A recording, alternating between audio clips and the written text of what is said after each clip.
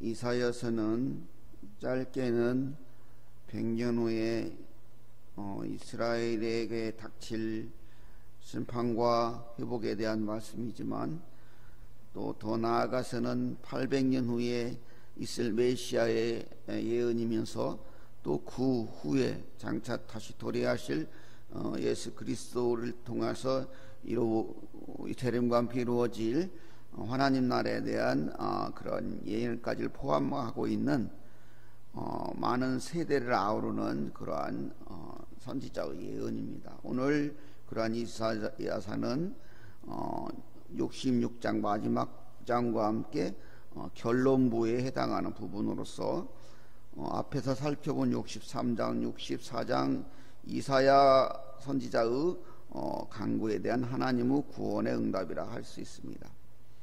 하나님께서는 이스라엘의 패역에도 불구하고 이스라엘을 내 긍휼을 베푸시며 하나님을 찾는 자들, 그 이스라엘의 남은 자를 찾으시고 이들에게 새하늘과 새 땅의 약속을 주실 것을 말씀하고 계십니다. 이는 포로기 이스라엘에 주시는 회복과 희망의 메시지이면서도 이 시대를 사는 예수 그리스도를 믿음으로 구원받은 자들에게 주시는 말씀입니다. 우리는 예수를 믿는다고 하면서 너무도 쉽게 구원의 문제를 등한시하며 살아가는 오류를 범할 수가 있습니다. 우리가 모든 것을 얻어도 구원을 잃어버리면 꽝이고, 모든 것을 잃어버려도 구원받게 된다면 모든 것을 얻은 것과 같습니다. 우리가 항상 신앙생활하면서 우리의 뇌리 속에서 잊지 않아야 될 것은 그 날이 있다는 것, 반드시 주님께서 세상에 다시 오셔서 심판할 날이 있다는 것, 지금 이스라엘이 평화와 번영을 누른 이 시기에 이사야 예언이 장차 심판의 날이 임할 것이고 회복의 날이 그럼에도 있을 것이라는 그 예언을 선포한 것처럼, 코로나 시기는 우리에게 우리가 잊고 살았던 천국에 대한 소망을 다시금 생각하게 하는 하나님의 은혜라고 생각해야 됩니다. 그러한 관점에서 오늘 말씀을 바라볼 때, 오늘 말씀은 우리에게 이스라엘 백성뿐만 아니라 현대를 사는 우리에게 구원의 메시지를 우리에게 주고 있습니다. 첫째는 1절에서 7절 말씀을 대략 그렇게 볼 수 있는데, 하나님의 뜻대로 준행하지 않으면 버림받게 된다는 그런 경고의 말씀을 주시고 있습니다. 하나님께서는 끊임없이 긍휼을 베푸셨어요. 1절의 말씀을 읽어보면, 나는 나를 구하지 아니하던 자에게 물음을 받았으며 나를 찾지 아니하던 자에게 찾아냄이 되었으며 내 이름을 부르지 아니하던 나라에 내가 여기 있노라, 내가 있노라 하노라. 이 부분의 말씀을 이방인에 대한 구원의 이야기로도 볼 수 있다고 하지만 그렇게 보지 않고 이스라엘 백성들에 대한 이야기, 그들이 그렇게 하나님께서 참고 기다리며 그들을 불렀음에도 그들이 외면하는 그들을 하나님께서는 두 번씩이나 내가 여기 있노라, 내가 여기 있노라 이렇게 긍휼하심으로 찾고 있다는 말씀입니다. 그리고 2절 보면, 내가 종일 손을 펴서 자기 생각을 따라 옳은 길, 옳지 않은 길로 걸어가는 패역한 백성, 그럼에도 이렇게 끊임없이 자기 생각대로 하나님의 뜻이 아닌 그런 패역한 길로 하는 그 이스라엘 백성들, 그래서 그들은 동산에서 제사하고 벽돌, 하나님께서 뭐라겠어? 다듬지 않은 돌로 재단할 사라건데 벽돌로 위에, 이 벽돌을 위에 분향하는 것은 그 아하스가 저기 아람 나라 아수르에 가가지고 모방해 온 거잖아요. 그 제단의 모습, 그러한 이방 방식을 따라서, 그래서 항상 하나님의 노를 일으키는 백성, 또 무덤 사이에 있고, 무덤은 부정한 거잖아요. 그런데도 그 이방인들처럼 그러한 어떠한 그 헛된 신의 계시를 받으려고 무덤에 있는 거예요. 무덤에서 자는 거예요. 부정한 곳에 부정한 고기를 먹고, 또 고기를 먹은 국물에다 두고 점을 치는 그 사술, 그런 것들을 행하고 아주 정말 기가 막힌 거예요. 이스라엘 백성들을, 하나님의 백성은 감히 생각하실 수 없는 그런 일들을 저지르고, 지금 포로기 이스라엘이 바벨론에서 이런 일을 하고 있다는 거예요. 그 일은, 이러한 일들 쭉 읽으면 이런 일들은 그들이 멸망하게 됐던 원인이었던 그러한 모습들을 또 여전히 그 고통당하는 포로기 그 바벨론에서도 그런 일을 하고 있다는 거예요. 이스라엘들이 그렇게 계속 하나님께서 굳이 70년이라는 그 고통의 시간을 주신 것, 아비의 마음으로 생각해 보세요. 하나님이 70년을 자기 사랑하는 백성을 포로기로 고통받게 하실 때 하나님의 마음이 편하시겠어요? 70년이나 하나님은 마음이 찢어지게 아픈 거예요. 그럼에도 그럴 수밖에 없는 건 이러한 그들을 돌이키기 위해서는 그 방법밖에 없었기 때문이다. 그런데도 요렇고럼 하고 있는 그러한 사람들은 버림받게 된다는 거예요. 우리도 잊지 않아야 돼요. 우리가 지금 살아가고 있지만 때로는 어쩌면 우리에게 어려움이 닥친 때, 내가 무언가 잃어버렸던 하나님에 대한 부분이 있지 않는가, 나의 신앙이 어떤 부분에 문제가 있지 않는 것을 생각해 볼 수 있는 기회로 삼아야 돼. 고난은 유익인 게요. 저도 신학을 하게 된 계기가, 제가 잘 나갔으면 안 했어요. 우리 가정에 어려움을 겪다 보니까 정말로 그게 마음이 찔리더라고요. 나를 돌아보게 됐던 거고, 그리고도 바로 신학을 시작한 게 아니고 5년이나 미루다가 어쩔 수 없이 이렇게 날이 머리 하얀해져 가지고 제대로 실력도 없잖아요.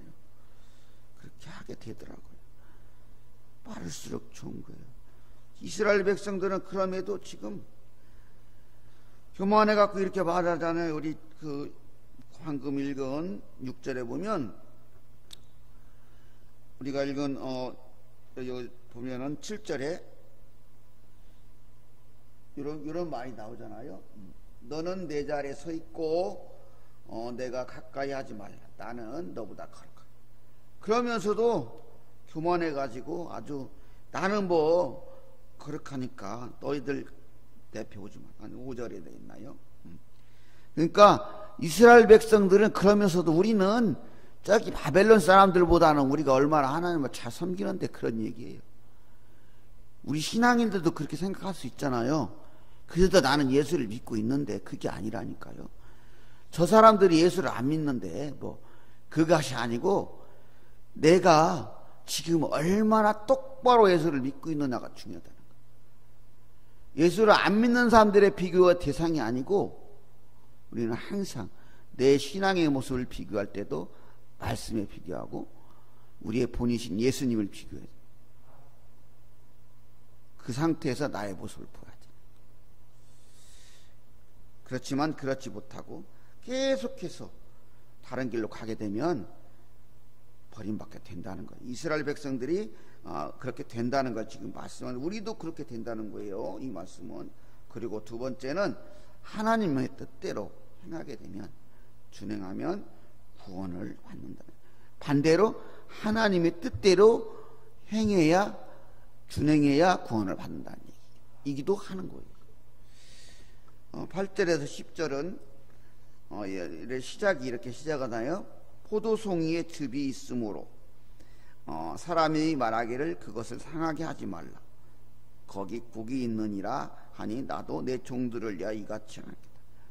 그 포로기에 사는 그 가증한 일을 당하고 그런 정말 하나님을 개발하는 행위를 행하는 그 사람들 중에도, 그럼에도 그 소돔과 고모라의 롯처럼 그렇게 마지막 남아있는 사람들, 그럼에도 괴로워하면서 하나님께 돌아가려고 애쓰는 그러한 사람들을 하나님 찾고 계시다는 거예요. 그런 사람들은 그 가뭄과 그 기상이 좋지 않음으로 인해서 포도송이가 잘 맺혀지지 못해서 상품으로는 팔 수 없는 그런 포도임에도 불구하고 포도즙을 짤 수 있는 그러한 희망이 있기 때문에 버려지지 않고 수확하는 그러한 포도처럼 그 이스라엘의 남은 자들을 하나님께서 남기고 찾겠다는 거예요. 그들에게 하나님께서는 구원의 은총을 주시겠다는 거예요. 그러면서 그 남은 자들, 그 선택된 남은 자들과 다르게 또 여전히 악을 행하는 자들을 비교하면서 11절 16절은 그런 그 비교하면서 얘기를 하고 있어요. 믿음을 지키는 자, 그렇지 않은 자들은 이게 어떠한가를 이렇게 비교하며 말하죠. 여호와를 버리고 운수이신, 여기 갓과 문화라고 되는, 갓은 여기 그 주석 성경 있는 분들은, 관조 성경 있는 분들은 밑에 보면은 이 갓은 운수의 신이고 문의는 운명의 신이라고 해요. 자, 어려움 중에 있다고, 그렇지 않을 때도 이스라엘 백성들이 망하기 전에 그랬잖아요. 발과 아스라에게 그 자기들의 기륭화복을 묻고 복을 바라고, 그런 것처럼 좀 요거 지금 포로기 이스라엘이 갓과 문화에게 그들의 운수와 운명을 이렇게 맡기고 그들에게 그래서 또 섞은 술을, 이렇게 혼합한 술을 먹고, 혼합한 술을 먹지 말하겠잖아요. 거룩한 백성들은 그렇게 했다는 거예요. 그렇게 하게 되면, 그렇게 하나님을 뜻을 따르지 않고 그렇게 우상을 섬기고 그런 일을 하게 되면 12절에 이어진 것처럼 칼에 붙일 것이고, 그래서 굽부리고 죽임을 당할 것이고, 그럼에도 그들은 하나님께서 불러도 대답하지 않고 악만을 행이고 그렇게 한다는 거예요.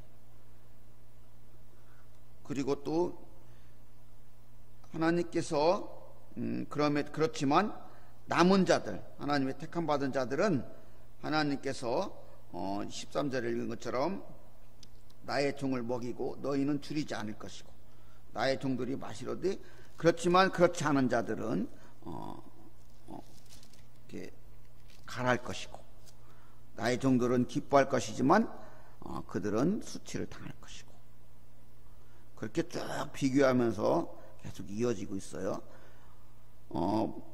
택함 받은 자들은, 남은 자들은 즐거워할 것이고 노래를 부를 것이고, 그러지만 그렇지 않은 그 버림받은 자들은 마음이 슬프고 울며 심령이 상하여 통곡할 것이고, 또 너희 그리고 구원받은 그 남은 자들은 그리고 이런 또 버림받은 그런 자들은 택함 받은 자들의 저주거리가 될 것이고, 그리고 그런 자들은 하나님께서 그들을 죽일 것이고, 택함 받은 자들은 다른 이름으로 부르게 될 것이고, 우리가 구원받으면 다른 이름이 주어진다고 있잖아요. 그 하얀 돌에 써진 다른 이름들이 있다고 하잖아요. 그런 것처럼, 그렇기 때문에 이들은, 구원받은 자들은 하나님을 찾고 하나님께 복을 구하고, 그렇지 않은 사람들은 아까 갓과 문화에게 운명을 맡기고 복을 구했지만은 이제는 정말 그들이 복을 구하고 구원받을 수 있는 분이 어딘지를 알기 때문에 하나님께 구하고 그런다는 거예요. 그렇기 때문에 하나님께서 그리고 또 하나님께 맹세하고 그렇게 된다는 거예요. 그래서 그들이 환난이 잊혀지고 그 앞에 하나님께서 그들을 숨겨주시겠다고 이렇게 말하고 있잖아요. 그렇게 그 어려움 중에도 믿음을 지키려고 하나님의 뜻에 준행하려고 하는 자들은 복을 받지만, 그렇지 않은 자들은 이렇게 죽임과 그 다음에 치욕, 그런 것을, 수치, 굶주림, 이런 것들을 당하게 된다는 거예요. 그렇지만 그렇지 않고 끝까지 믿음을 지킨 하나님의 뜻대로 행한 자들은 구원의 은혜를 받게 된다는 것입니다. 그러므로 우리도 이 시대를 살아갈 때 어려움 중에 있고 때로는 이게 내 삶이 막막하게 보여질 때가 있을지라도 우리는 끝까지 하나님의 뜻대로 진행함으로 구원의 은혜를 잃어버리지 않는 그런 사람들이 되어야 되겠습니다. 그리고 이렇게 구원받은 사람들에게 17절부터 25절까지 이어지는 새 하늘과 새 땅의 은혜를 주시겠다고 말씀하시는 거예요. 읽어보면 거의 환상적인 얘기들이 나오잖아요. 하나님께서 먼저 이렇게 새 하늘과 새 땅을 창조하시고 하나님께서 그것으로 인해서 영원히 기뻐하시며 예루살렘을 즐거움으로 삼고 그의 백성을 기쁨으로 삼겠다고 말씀하고 있습니다. 그리고 새하늘과 새 땅에서는 우는 소리, 부르짖는 소리가 들리지 않고 수명을 채우지 못하고 죽는 유아나 노인이 없고 주민들의 가옥과 수고한 소산물을 타인에게 빼앗기는 일이 없고 그리고 그곳의 사람들의 자손들이 대대로 여호와의 복된 자손이라고 불리게 되고 또 하나님은 그들의 요구를 다 응답해 주시고 그리고 마지막에 이어지는 것처럼 이리와 어린 양이 함께 살고 사자와 소처럼 즙을 먹고 뱀이 흙을 먹고 그래서 그곳에는 해함도 상함도 없는 평화와 복된 나라가 된다는 것입니다. 지금 그 아담과 하와가 그 선악과를 따먹고 범죄함으로 하나님이 만드는 평화 질서가 깨지고 다툼과 미움의 세상에 뒤었던 그것이 이제 새로운 창조가 이루어지는 새하늘과 새 땅에서는 이 에덴 동산에 누렸던 그 축복의 상태를 넘어서는 새로운 그런 평화의 복된 세상이 도래하게 된다는 것입니다. 우리들이 살아가면서 이걸 잊어버리고 사는 경우가 많아요. 세상이 너무 좋다 보니까 장차 우리에게 누려야 될, 바라봐야 될 천국의 기쁨을 생각하지 않을 수가 있다. 흔히 그런 실수를 범하게 된다. 그러나 우리는 항상 잊지 않아야 될 것은 첫째는 구원의 문제. 궁극적으로 모르겠어요. 저는 다른 분도 어떻게 생각하나 모르지만은 예수를 믿고 교회에 나가는 가장 큰 궁극적인 이유는 하나님의 백성으로 사는 거, 구원받는 거. 그것보다 더 뭐 중요한 거 있습니까? 저도 그거 아니면은 뭐 제가 이렇게 눈 비비면서 이렇게 서 있습니까? 저는 그게 제일 중요하다고 생각해요. 말을 오닳도록 말해도 구원의 문제보다 중요한 게 없다고 생각해요. 그렇기 때문에 우리가 지금 전도도 하는 거고 그렇게 교회 안 나오고 잘 떵떵거리고 사람들 많잖아요. 그런데 우리가 그 사람들을 불쌍하게 보는 이유는 구원의 문제가 해결되지 않아요. 우리가 그렇게 관점으로 바라볼 수 있어요. 그래야 세상을 불어보지 않고 바로 살 수 있는 거예요. 그런데도 예수 믿는다고 하면서 너도 세상의 사람과 같은 관점으로 바라보고 그렇게 생각하고 그것이 성공으로 보면 다르지 않아요. 지금 이스라엘 백성들이 멸망에 든 원이 거기 있는 거예요. 잘 살았잖아요. 그러니까 얘는 하나님 생각 않고 우상 섬기고 그랬던, 멸망하고 난 뒤에도 그랬고. 저는 그렇게 생각합니다. 저는 계속 그렇게 말할 거예요. 예수님이보다 중요한 게 없어요. 더 중요한 게 있습니까? 말하고 닳도록 말해도 우리는 구원받아야 돼요. 그거 잃어버리면 안 돼요. 우리의 모습 속에서 나는 구원을 잃어버리지 않았는지, 정말 나는 구원의 백성인지를 항상 생각해야 돼요. 그런데 오늘 말씀처럼 하나님의 뜻대로 행하면 구원의 길을 잃어버리지 않는다고 말하겠어요. 그런 구원받은 사람들은 오늘 우리가 읽은 그 17절 25절처럼 그 새하늘과 새 땅에서 살게 된다는 거예요. 여러분 천국을 항상 생각하세요. 힘들 때 어려울 때 항상 천국을 생각하세요. 그리고 이겨나가시기 바랍니다. 슬픈 일도 괴로운 일도 때로는 정말 표현할 수 없는 그런 슬프고 아픈 일을 당해도 우리는 천국에 소망이 있는 사람들이라는 것이 위로가 되고 소망이 되길 바랍니다.